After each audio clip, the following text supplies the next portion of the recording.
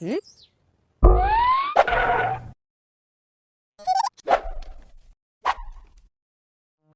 வணக்கம். பசியின் வாசிப்புகளில் கம்பராமாயணம் யுத்தகாண்டம் பகுதியில் கும்பகர்ணன் வதை படலத்தின் 5ஆம் பாகம். ராவணன் உடனே தனது கவலையை மறந்துவிட்டு, என் தம்பி கும்பகர்ணனுடன் பெரிய சேனைகள் பறையொலியோடு புறப்படட்டும் என்று கட்டளையிட்டான். அக்கணத்தில் தேவர்களின் தலையிலே தூசி படியுமாறு பெரும்படை புறப்பட்டுச் சென்றது. அப்படைகளில் உள்ள கொடிகள் ஆகாயத்தை அளாவின. அந்த சதுரங்கச் சேனையைப் பற்றி விவரிப்பது என்பது முடியாத காரியம். கும்பகர்ணன் நகர வாயிலில் நிறுத்தி வைக்கப்பட்டிருந்த தேரின் மேல் ஏறிக்கொண்டான். அத்தேரிலே 1000 சிங்கங்களும் 1000 யாளிகளும் 1000 மத யானைகளும் 1000 பூதங்களும் பூட்டப்பட்டிருந்தன. அத்தேர் போர்க்களம் நோக்கி புறப்பட்டது. கும்பகர்ணனை தொடர்ந்து படையும் புறப்பட்டுச் சென்றது. அப்படையில் உள்ள அரக்க வீரர்கள் தோமரமும் சூலமும் சக்கரமும் அம்புகளும் மழுவும் வேலும் உலக்கையும் வாளும் நாஞ்சிலும் தண்டாயுதமும் இரும்புலக்கையும் வில்லும் வல்லமையும் கணையமும் ஆகிய ஆயுதங்களை சுமந்து சென்றார்கள். கும்பகர்ணனின் பலியாளர்கள் அவனுக்கு வேண்டிய போது கொடுப்பதற்காக 1000 வண்டிகளில் மாமிசத்தையும் மதுக்குடங்களையும் ஏற்றிக்கொண்டு அவன் பின்னே சென்றார்கள். கும்பகர்ணம் போர்க்களம் நோக்கி செல்கையில் பணியாளர்கள் கொடுத்த கல்லையும் இறைச்சியையும் இருள் சூழ்ந்த குகையினுள் போடுகின்றது போல வாயில் எடுத்து உண்ட வண்ணம் யாவரும் திடுக்கிடும்படி சென்றான். போரை காண்பதற்காக வானத்தில் வந்து நின்றிருந்த தேவர்கள் கும்பகர்ணனின் இச்செயலை கண்டார்கள். அவர்கள் அந்த வினாடியில், இவன் இவ்வாறு உண்ணும் பழக்கத்தை விடமாட்டான் போலும், இவனது இத்தொழில் வானரங்களுடன் நின்றுவிடப் போவதில்லை, இவன் தின்கின்ற ரதத்துடன் கூடிய பெரிய மாமிசத்துக்கு இவ்வுலகத்தில் உள்ள பிராணிகள் அனைத்தும் போதியனவாகுமோ, எங்கும் பிணமயமாகிவிட்டது, கொலை தொழில் புரிகின்ற கூற்றுவனும் இதனை உணர்ந்து கொண்டான், இனி நாம் எங்கே தப்பி ஓடிச் சென்று உயிர் பிழைப்பது என்று சொல்லிக்கொண்டே மனம் போன திசையில் சிதறி ஓடினார்கள். கும்பகர்ணன் போருக்கு வருவதை ராமபிரான் கண்டார். அவருடைய நெஞ்சிலே போருக்கு வருபவன் யாராக இருக்கக்கூடும் என்ற எண்ணம் எழுந்தது.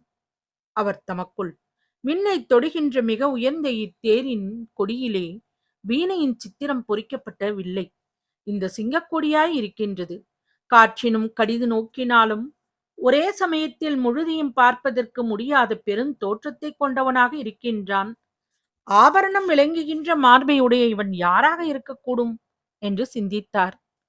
ராமபிரான் சிந்தித்துக் கொண்டிருக்கையில் அவர் அருகிலே விபீஷணன் வந்து நின்றான். அவனை நோக்கிய ஸ்ரீராமர், இவனது ஒரு தோளுடன் மற்றொரு தோளுள்ள இடம் முழுவதையும் தொடர்ச்சியாக பார்க்கத் தொடங்கினாலும் பல நாட்கள் கழிந்துவிடும். பூமியின் நடுவிலே நிற்கின்ற ஒப்பற்ற கால் முளைத்த மேருமலை இவ்வாறு வந்துள்ளதோ, இவனை போருக்கு விரும்பி வந்த ஒரு வீரன் என்று நினைக்க முடியவில்லை. சூரியனின் ஒளிக்கதிர்களும் இவனுடைய உடம்பினால் மூடப்படாததால் எல்லா இடங்களும் இருளாக இருக்கின்றது. இவனது உடம்பைக் கண்டு நமது பெரிய வானரசேனை அஞ்சு நிலைகெட்டு ஓடுகின்றது. ராவணன் வானரர்கள் அஞ்சுவதற்கென்றே தனது உருவத்தை மாற்றி இவ்வுருவம் கொண்டு வந்திருக்கின்றானோ, இவ்வடிவம் யாருடையது என்று தெரியவில்லையே. விபீஷ்ணா, நான் அறிந்து கொள்ளும்படியாக இவன் யார் என்று எனக்கு விரைவாக நீ சொல் என்றார். உடனே விபீஷ்ணன் ராமபிரானின் பாதங்களை வணங்கி, ஐயனே, இவன் பெருமையில் சிறந்த இலங்காபதியான ராவணனுக்கு பின் பிறந்தவன், எனக்கோ முன் பிறந்தவன். இவன் கூறிய சூழப்படையை கொண்டவன், கும்பகர்ணன் என்ற பெயர் சொல்லப்படுபவன், அருமையான தவத்தை கொண்ட அந்தணர்களால் உபாசிக்கப்படுகின்ற சிவபெருமானாலும் தாமரை மலரில் வாழ்கின்ற பழமையான 4 முகங்களைக் கொண்ட பிரம்மதேவனாலும் துதிக்கப்படுகின்ற திருமால் யோக நித்திரை நீங்கி எழுந்த காலத்தில் அரக்கர்கள் யாவரும் இறந்து போவார்கள். அதே போல் இவன் உணர்ந்து தூக்கம் நீங்கி எழுந்தபோது தேவர்கள் இறந்து போவார்கள். இவன் என் தமையனான ராவணனின் ஒரே தம்பியாவான். ராவணனின் ஒரு தம்பியாவான். ஓர் ஊழிக்காலம் வரையில் இவன் உறங்கும் தன்மையுடையவன். யமனுடைய உயிரையும் பருகுவதற்கு உண்டான ஒரு யமனைப் போன்றவன். வாயுவை விட மிக விரைவாக நடந்து செல்லும் கால்களை உடையவன். இந்திரனை தோற்றோடச் செய்து தனது சூழப்படையால் வெற்றி மாலையை சூடியவன். ஐராவதத்தை தூக்கி நின்று சுழற்றியவன். நெருப்பையும் காற்றையும் பிழிந்து சாரெடுக்க வல்ல வலிமை பொருந்தியவன். கடலில் இறங்கி மீன்கள் யாவும் சாகும்படி அந்நீர் முழுவதையும் எத்தி எறியக்கூடியவன். எல்லோரையும் விட உடல் வலி மிகுந்தவன். அதனால் மன உறுதியிலும் எல்லோரையும் விட மேம்பட்டவன். தன்னுடைய பெரும் தவத்தால் பெறுவதற்கரிய மேலான வரங்களை பெற்றவன்.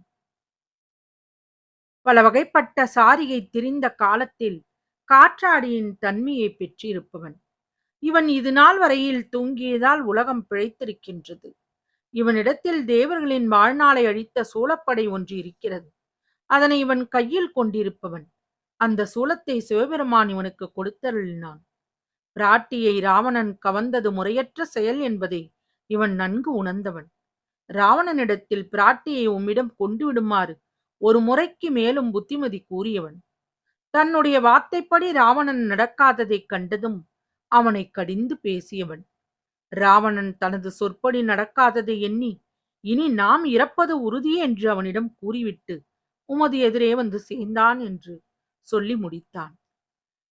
விபீஷ்ணன் கூறியவற்றை கேட்டுக்கொண்டிருந்த சுக்ரீவன் ராமபிரானை நோக்கி, ஐயனே, இன்று இந்த கும்பகர்ணனை கொல்வதால் நமக்கு யாதொரு பயனும் இல்லை. இவன் நம்மோடு சேர்வானானால் இவனை நாம் சேர்த்துக்கொண்டு மேலே செய்ய வேண்டுவதை செய்வோம். இதனால் விபீஷ்ணனும் துன்பம் நீங்குவான். இதுவே நான் நல்லது என்று நினைக்கின்றேன் என்று சொன்னான். ராமபிரான் சுக்ரீவனின் வார்த்தையை கேட்டதும் அதுவே நல்லது என்று முடிவு செய்தார்.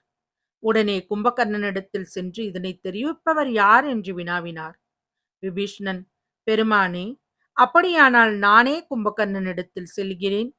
அவனிடத்தில் எனது அறிவின் வலிமையால் உண்மைகளையும் நல்லவைகளையும் எடுத்துச் சொல்லி அவனை குற்றம் நீங்க தெளிவித்து அவன் இங்கே வந்து சேர விரும்பினால் அழைத்து வருகின்றேன் என்றான்.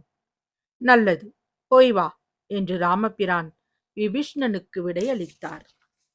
விபீஷ்ணன் அங்கிருந்து புறப்பட்டு வானர சேனை கடலை கடந்து அரக்கச் சேனையை அடைந்தான்.